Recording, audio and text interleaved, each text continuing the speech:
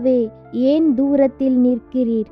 ஆபத்து நேரிடுகிற சமயங்களில் நீர் ஏன் மறைந்திருக்கிறீர்? துன்மார்க்கன் தன் பெருமையினால் சிறுமைப்பட்டவனை கொடூரமாய் துன்பப்படுத்துகிறான். அவர்கள் நினைத்த சதி மோசங்களில் அவர்களே அகப்படுவார்கள்.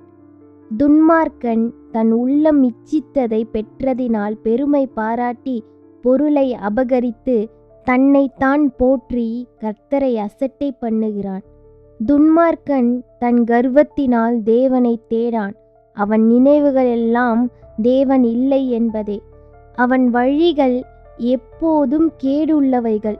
உம்முடைய நியாய தீர்ப்புகள் அவன் பார்வைக்கு எட்டாமல் மிகவும் உயரமாயிருக்கிறது.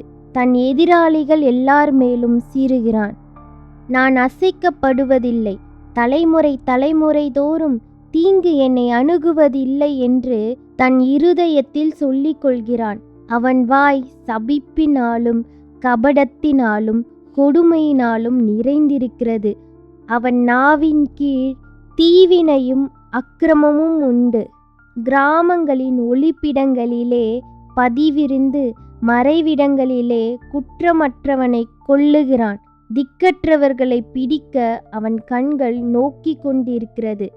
தன் கெபியில் இருக்கிற சிங்கத்தைப் போல மறைவில் பதிவிருக்கிறான். ஏழையை பிடிக்க பதிவிருந்து ஏழையை தன் வலைக்குள் இழுத்து பிடித்து கொள்கிறான். திக்கற்றவர்கள் தன் பலவான்கள் கையில் விழும்படி அவன் பதுங்கி கிடக்கிறான். தேவன் அதை மறந்தார் என்றும் அவர் தம்முடைய முகத்தை மறைத்து ஒரு காலும் அதை காண மாட்டார் என்றும் தன் இருதயத்திலே சொல்லிக் கொள்கிறான். கர்த்தாவே, எழுந்தருளும்.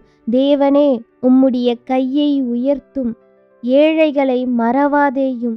துன்மார்க்கன் தேவனை அசட்டை பண்ணி நீர் கேட்டு விசாரிப்பதில்லை என்று தன் இருதயத்தில் சொல்லிக் கொள்வானேன்?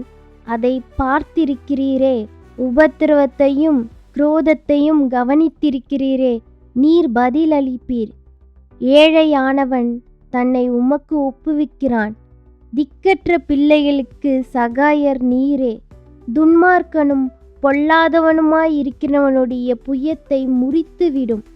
அவனுடைய ஆகாமியம் காணாமற் போகும் மட்டும் அதை தேடி விசாரியும். கர்த்தர் சதா காலங்களுக்கும் ராஜாவாயிருக்கிறார். புறஜாதியார் அவருடைய தேசத்தில் இருந்து அழிந்து போவார்கள். கர்த்தாவே, சிறுமைப்பட்டவர்களுடைய வேண்டுதலை கேட்டிருக்கிறீர். அவர்கள் இருதயத்தை ஸ்திரப்படுத்துவீர். மண்ணான மனுஷன் இனி பலவந்தம் செய்ய தொடராதபடிக்கு தேவரீர் திக்கற்ற பிள்ளைகளுக்கும் ஒடுக்கப்பட்டவர்களுக்கும் நீதி செய்ய உம்முடைய செவிகளை சாய்த்து கேட்டருளுவீர்.